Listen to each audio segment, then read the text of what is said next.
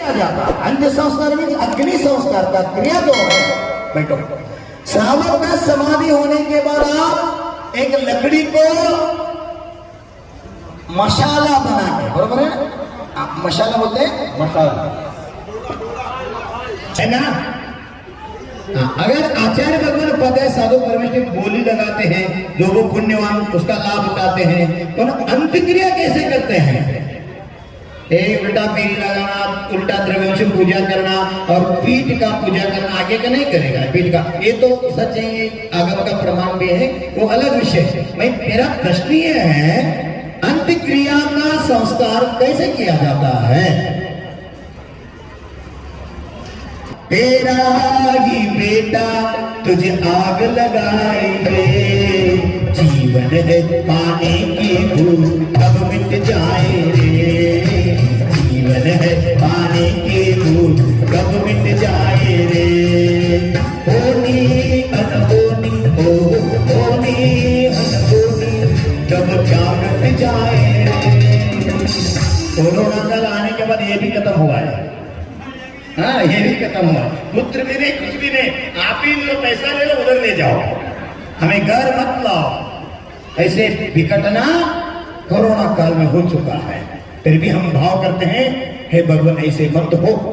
पुत्र का ये दायित्व है, पुत्र का ये कर्तव्य है, चाहे राम हो, चाहे सत्य हरिश्चंद्र हो, चाहे इतिहास का पन्ने खोल के देखो, ये परंपरा आ चुके हैं।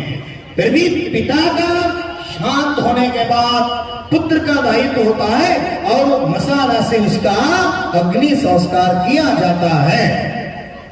अगर उपाध्याय आचार्य और साधु परमेश्वर का समाधि होने के बाद अग्नि संस्कार क्या कैसे किया जाता है? बताओ क्या नहीं बताओ, ध्यान से सुन रहे आप। इतने लोग बताने के बाद भी गलत बोल रहे हैं, क्या चीज है? ऐसे लग रहे हैं ना आपको? एकदम इजी है, कठिन नहीं है। गोला होता है, आज तो सभी ने गोला अर्पण कर रहे हैं, क्या बोलते हैं इसको आप? गोला। नारियल का जो गोटा होता है, गोला अंदर का, बेला, बेला आपके भाषा में सीधा, गोला कोबरी बोलते हैं कन्नड़ में आपका, बेला।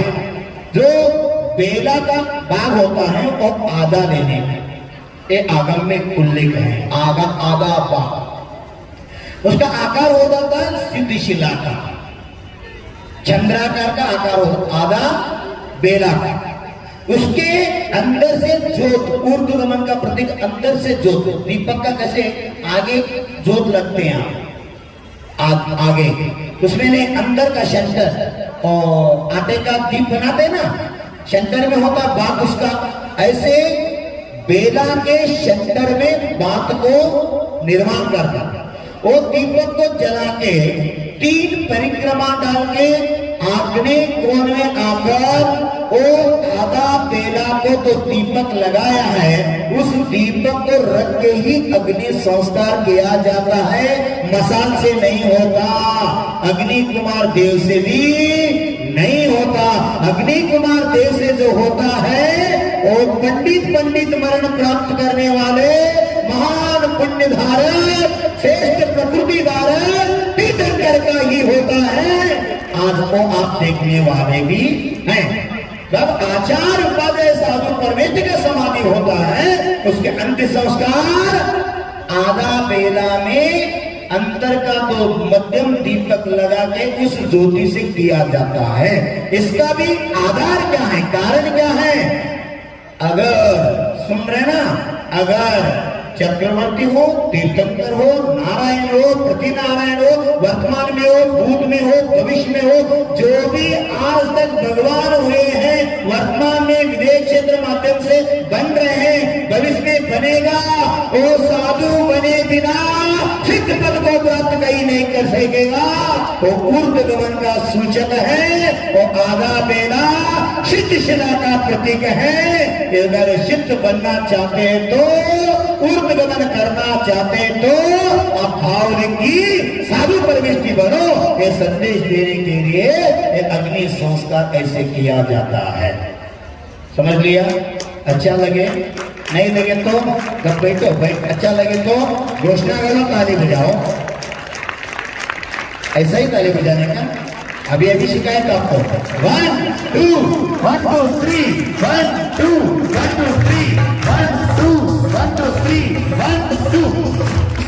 सामान्य श्रावक का समाधि हुआ तो मशाल से किया जाता है और आचार्य उपाध्याय साधक हुआ तो आधा बेला सा किया जाता है और तीर्थंकर का हुआ तो उनका तो अग्नि से अवसार करने का प्रसंग ही नहीं आता, फिर भी उनका नख और केश को लेके सौधर्मेंद्र आज्ञा से धनपति कुबेर ने जो पार्थिव शरीर का जो तद्रूप का जो भगवान का आकार बनाता है, उधर अग्नि कुमार देव आकर विदित हो जाता है। कटी बेटी माचिस बोलते ना, ये कुछ नहीं लगता, कैंडल कुछ भी नहीं लगता, सिर्फ विनय से अग्नि कुमार देव करता है, उसके मुकुट से अग्नि प्रज्वलित होकर तीर्थंकर भगवान का मोक्ष कल्याण का उत्सव मनाया जाता है। जो शेष भाग रहता है सौधर्मेंद्र रजत पात्र में रतन पात्र में लेकर क्षीर सागर में जाकर छोड़ता है। इसीलिए क्षीर सागर ऐसे पवित्र पानी है, उसमें कभी जीव जंतु का उत्पत्ति नहीं होता। क्यों? वो तीर्थंकर का अंतिम पार्थिव शरीर का जो शेष भाग था उसको जोड़ने से ऐसे पवित्र बन गया, उसमें कभी भी कालांतर में जीव का उत्पत्ति ही नहीं होता। ऐसे होता है भगवान का से। जब लोग तीर्थंकर मोक्ष कल्याण महामहोत्सव की ये दृश्य आपको देखने के लिए इधर अग्नि कुमार देव बनना है और पार्थिव शरीर रचने करने के नाचते नृत्य करते करते पार्थिव शरीर तैयार करके आने वाला धनपति कुबेर भी आपको बनना है।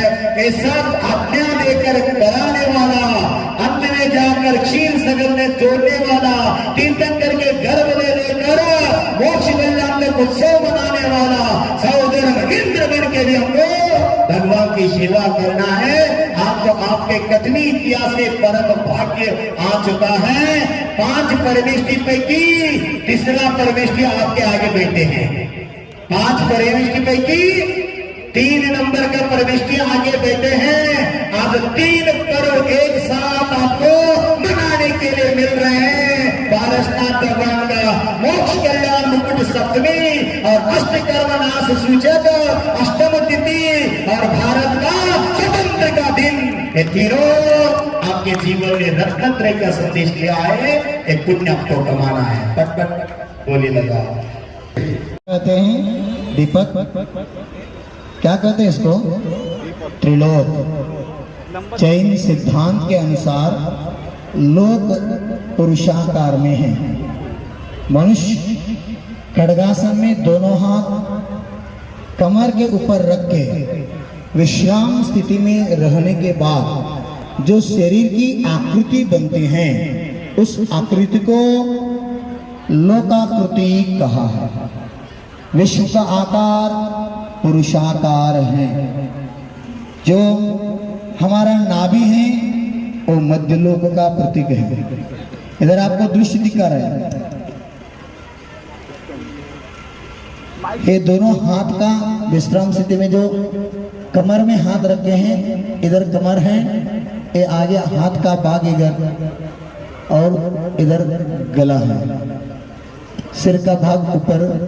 इसके आगम में अष्टम भूमि भी कहा है। ये शत प्रागबार उनका नाम है, सिद्धशिला। 3 वात वलय से ये लोक का आवर्तन है। क्या बोलते हैं आप? चर्म को कैसे शरीर पर 3 चर्म का वलय होता है, ऐसे लोक के लिए 3 वलय होता है। घनवात वलय, घनोदधि वात वलय और तनुवात वलय। गो मूत्र का जो रंग होता है, वर्ण होता है, कलर होता है, उस कलर का तनुवात वलय होता है। 20-20 हजार योजन उसका विस्तार है। और जो अंत में तनुवात वलय है, उस तनुवात वलय में आत्मा का जो सिद्ध भगवान बने अनादिकाल से अब तक, जो भी आप में भविष्य में होने वाले आपका आत्मा भी सिद्ध शिला में जाकर उसको तीर्थ मस्तक कहा है। तीर्थंकर, तीर्थ यात्रा, तीर्थ रूप और तीर्थ मस्तक, ऐसे पद आचार्यों ने आगम में उल्लेख किया है। तीर्थ से हमको तीर्थ मस्तक होना है। तीर्थ मस्तक सिद्ध परमेष्ठी को कहा है। लोक का पवित्र तीर्थ कोई है तो वो अष्टम भूमि ईशत प्रागपार भूमि है। वर्तमान की धरती की अपेक्षा मध्य लोक की अपेक्षा से तीर्थराज सम्मेद शिखर जी को ही कहा है, क्यों? वो अनादि निधन सिद्ध क्षेत्र है इस अपेक्षा से।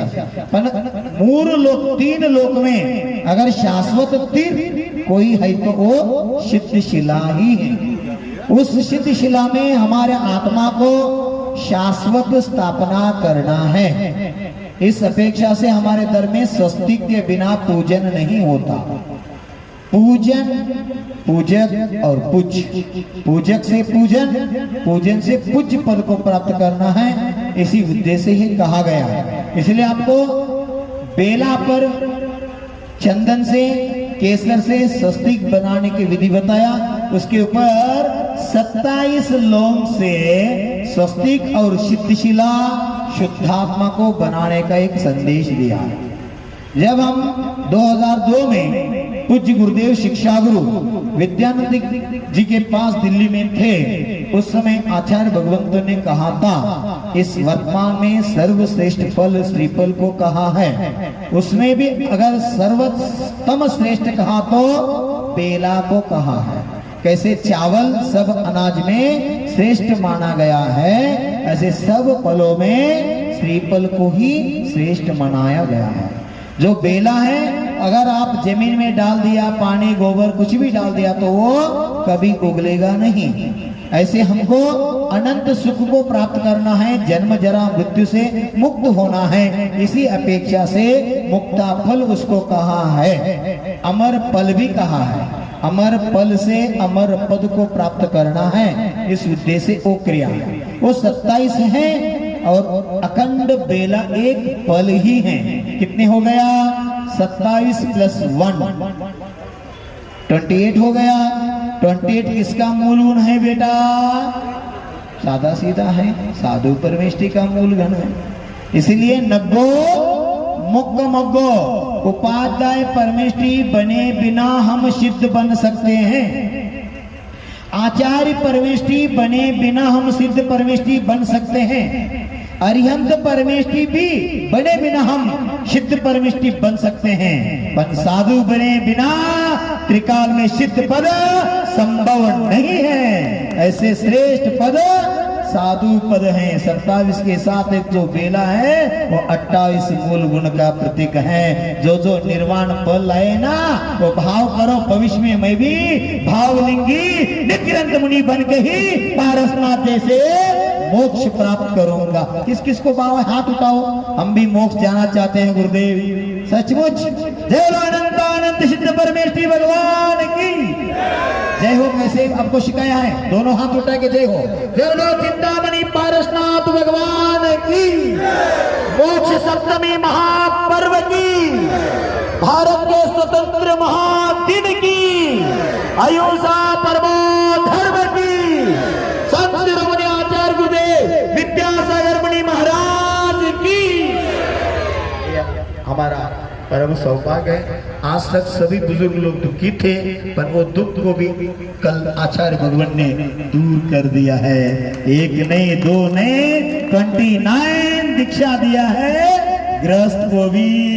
नेमावर में मुझे गुरुदेव कहा था जो अंत में मोक्ष मार्ग चलने में उसका कल्याण करो। मुझे भी मार्गदर्शन दिया था, मैं समझा नहीं था। अब कल समझ लिया आचार्य भगवान ये क्या कहा था, ये सच निकला। आचार्य भगवान दीर्घ दृष्टि ही रखते हैं, प्राणी मात्र का भी कल्याण करते हैं। प्रमाणित हो गया। बिना घोड़ा बिना हाथी के बिना भी भव्य पंच कल्याण कर दिया, और बिना वैभव के पीछे भी न देके उत्कृष्ट श्रावक का पद भी दे दिया, मोक्ष मार्ग प्रशस्त कर दिया। चलो संत शिरोमणि आचार्य गुरुदेव श्री विद्यासागर मुनि महाराज की। आपका आवाज जाना चाहिए ना किधर तक? तिलवारा घाट तक। देखेंगे ऊपर पंचरंगी भी है, देखो ऊपर तिरंगा भी है ना, अच्छे लग रहे हैं। आप ही हाथ उठाओ, भाव करो एक बार, जोरदार घोषणा करना 3 आचार्य भगवान को। कौन कौन का नाम लेंगे, आपको दिमाग में आ गया? कौन कौन का? मेरा नहीं। हाँ, वेरी गुड। शांति सागर गुरुदेव, देशभूषण गुरुदेव, आगे का तो बताना ही पड़ता। हाँ, दोनों हाथ उठा के जय बोलेंगे आप। जय बोलो मुनि कुल पितामह चारित्र चक्रवर्ती गुरुराम गुरु श्रवण ज्योति आचार्य शांति सागर गुरुदेव की। भारत गौरव धर्म नेता आचार्य रत्न देशभूषण मुनि महाराज की। चलते फिरते भगवान, धरती के देवता, श्रद्धा गुरु संत शिरोमणि आचार्य गुरुदेव विद्यासागर मुनि महाराज की। भविष्य में आने वाले आप सब भगवान की। आपका विश्वास है आप भी भगवान होने वाले हैं। मैं तो ऐसे आशीर्वाद देता हूं, आपको 2 आशीर्वाद मिल रहा है। आचार्य भगवान का पीछे भी है और मेरा भी, दोनों हाथ से आशीर्वाद है। मेरे से आगे आप सिद्ध भगवान बन के मोक्ष में विराजित हो जाओ। अब कोई आशीर्वाद नहीं चाहिए? कैसे आ करके बैठ गए आपने, हाथ जोड़ के फिर तो झुका सकते हैं ना। आशीर्वाद देगा नहीं दो, झुकाओ। कैसे आशीर्वाद देगा सुनो। अब तक कभी किसी को आशीर्वाद नहीं मिला, सुन रहे हैं? हाँ, झुकाओ। अरियंत सिद्ध आचार उपाध्याय सर्व साधु जिन धर्म जिन आगम जिन चैत जिन चैतालय साक्ष्यगी नवदेवता साक्ष्यगी वीतरा प्रभु निग्रंथ गुरु सिद्धांत शास्त्र साक्ष्यगी मुकुट सप्तमी पार्श्वनाथ भगवान के निर्वाण कल्याणक अष्टम तिथि के महा उपलक्ष्य और भारत के स्वतंत्र दिन के उपलक्ष्य में आप सभी के एक मंगलमय आशीर्वाद रूप में 9 गुंडले 18 गुंडले 27 गुंडले 36 गुंडले 45 गुंडले 54 गुंडले 63 गुंडले 72 गुंडले 81 गुंडले 90 गुंडले 99 गुंडले 108 गुंडले 1008 गुंडले अनंत शतकोटि अनंतानंत सद्धर्म रुद्धिरस्तु आत्म कल्याणमस्तु शिव सौख्य प्राप्तिरस्तु सर्व कार्य सिद्धिरस्तु सुख शांति समृद्धिरस्तु मंगलमय आशीर्वादಗಳು ओम नमः तथास्तु। नमोस्तु बोल दिया, तथास्तु।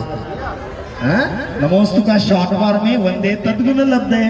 मैंने कहा तथास्तु, जो आपका इच्छा है शीघ्र पूर्ण हो जाए। बोलिए 108 परम पूज्य आचार्य रत्न कुल रत्न भूषण जी महाराज की। समय तो उनका काम चल रहा है, आप सुबह से बैठे, अगर अगले कार्यक्रम आपका तो कोई नहीं आएगा। ऐसे मत हो जाए। समय को आप ख्याल दिया तो सब कुछ समय पर हुआ तो आपको बहुत लाभ मिलता है। आगे कार्यक्रम समय पर करने के प्रयास करेंगे। अब तो समय का आप देख रहे हैं, ये त्रिलोक का विस्तार हम क्लास में भी आपको बताएंगे। बच्चे तो पढ़ रहे हैं और अच्छे डिजाइन भी बना के आप क्या बोलते हैं प्रतियोगिता में बहुत अच्छी तरह लाभ लेके सहभागियों के साथ से पुण्य कमा रहा है। इसको भी हम देखेंगे कि अधोलोक है, नाभि से नीचे का भाग और नाभि से ऊपर का भाग ऊर्ध्व लोक कहा है, नाभि को साक्षात मध्य लोक कहा है। इस मध्य लोक में ही सिद्ध बनने का सामर्थ्य है। सुन रहे हैं ना, अधोलोक में भी सिद्ध बनने का योग्यता नहीं है, ऊर्ध्व लोक में भी नहीं, मध्य लोक में सिद्ध बनते हैं। अब विराजते हैं अष्टम भूमि में। सिद्ध शिला में जाकर सिद्ध कोई नहीं बनता। सिद्ध अगर बनना है तो इस मध्य लोक से ही बनता है।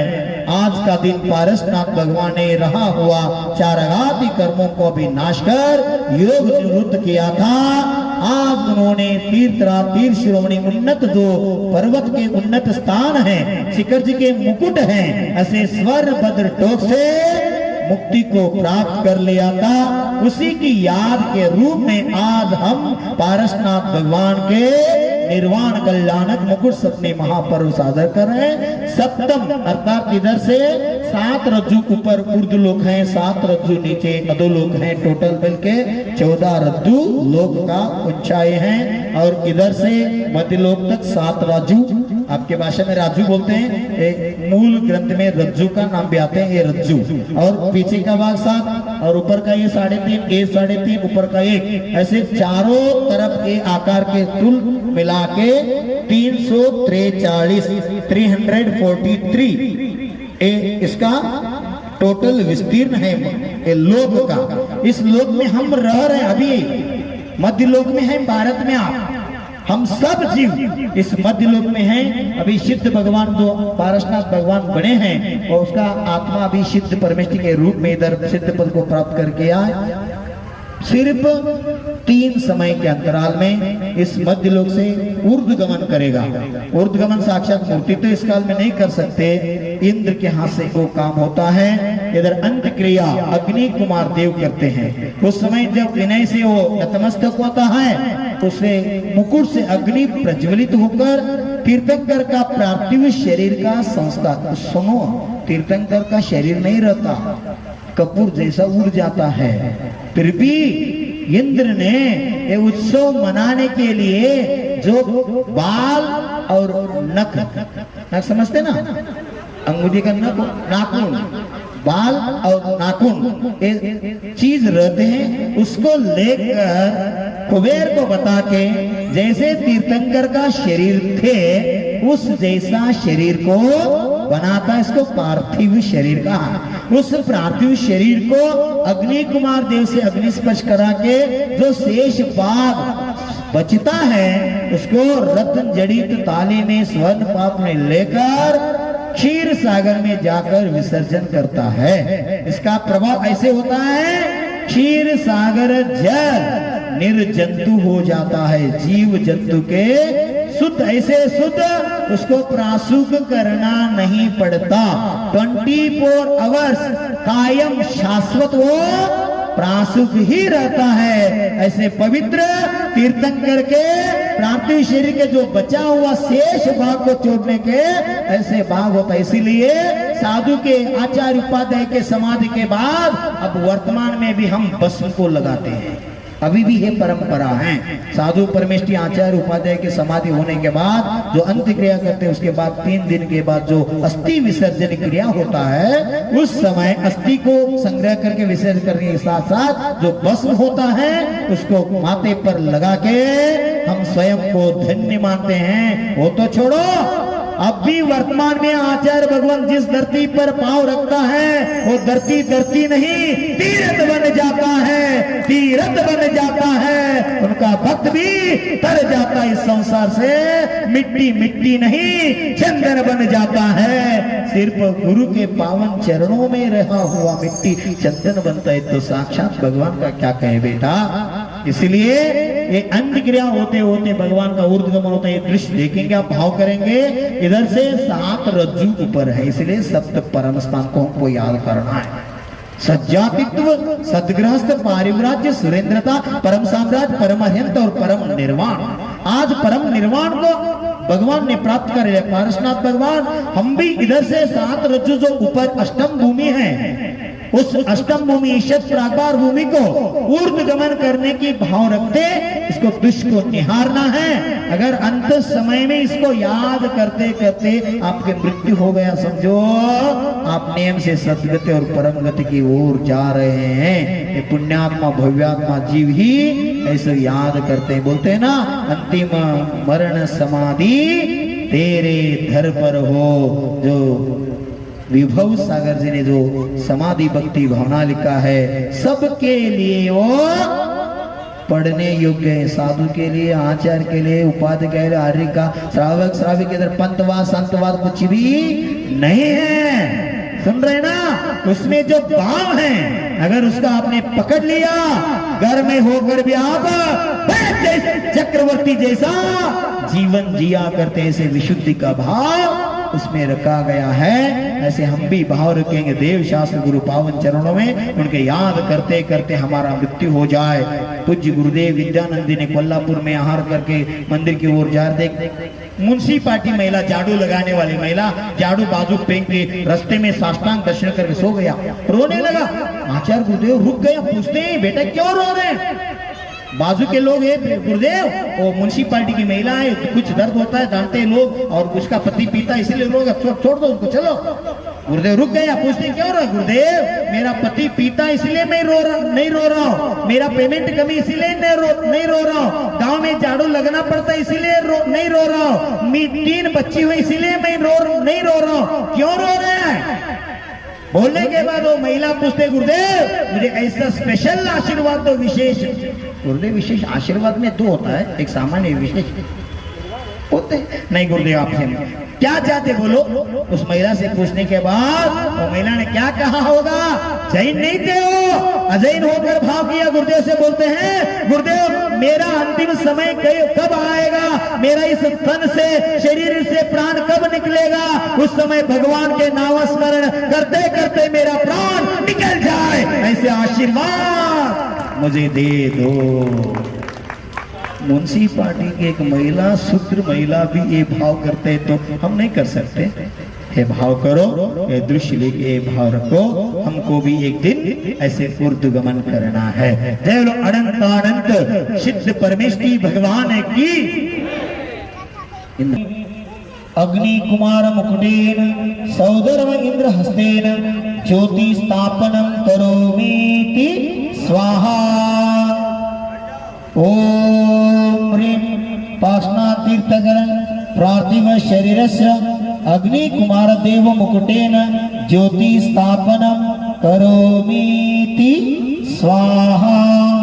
ओम ह्रीं अग्नि कुमार देव मुकुटेन पाषाण तीर्थकर पार्थिव शरीरस्य अग्नि स्थापनम करोमीति स्वाहा।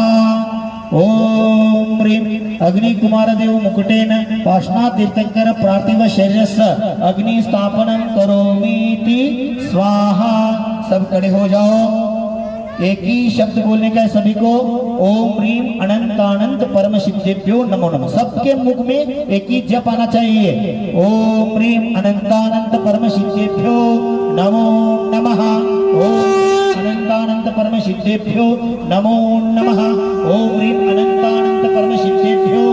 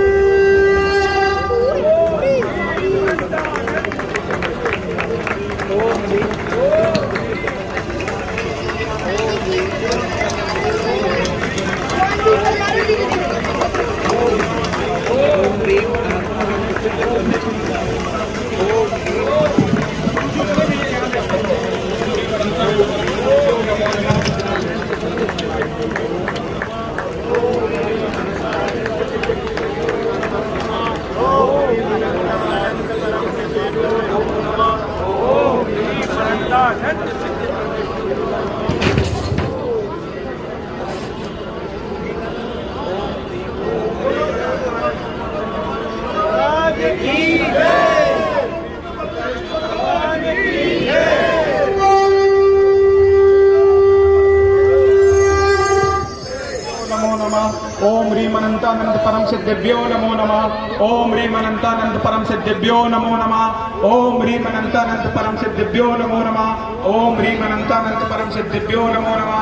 ओम ह्रीं अनंतानंद परम सिद्धेभ्यो नमो नमः। ओम ह्रीं अनंतानंद परम सिद्धेभ्यो नमो नमः। ओम ह्रीं अनंतानंद परम सिद्धेभ्यो नमो नमः। ओम ह्रीं अनंतानंद परम सिद्धेभ्यो नमो नमः। ओम ह्रीं अनंतानंद परम सिद्धेभ्यो नमो नमः। ओम ह्रीं अनंतानंद परम सिद्धेभ्यो नमो नमः। ओम ह्रीं अनंतानंद परम सिद्धेभ्यो नमो नमः। ओम ह्रीं अनंतानंद परम सिद्धेभ्यो नमो नमः। ओम ह्रीं अनंतानंद परम सिद्धेभ्यो नमो नमः। ओम ह्रीं अनंतानंद परम सिद्धेभ्यो नमो नमः। ओम ह्रीं अनंतानंद परम सिद्धेभ्यो नमो नमः। ओम ह्रीं अनंतानंद परम सिद्धेभ्यो नमः नमो नमः। ओम ह्रीं अनंतानंद परम सिद्धेभ्यो नमो नमः। ओम ह्रीम अनंतानंद परम सिद्धिभ्यो नमो नमः ओम ह्रीम अनंतानंद परम सिद्धिभ्यो नमो नमः ओम ह्रीम अनंतानंद परम सिद्धिभ्यो नमो नमः ओम ह्रीम अनंतानंद परम सिद्धिभ्यो नमो नमः ओम ह्रीम अनंतानंद परम सिद्धिभ्यो नमो नमः ओम ह्रीम अनंतानंद परम सिद्धिभ्यो नमो नमः ओम ह्रीम अनंतानंद परम सिद्धिभ्यो नमो नमः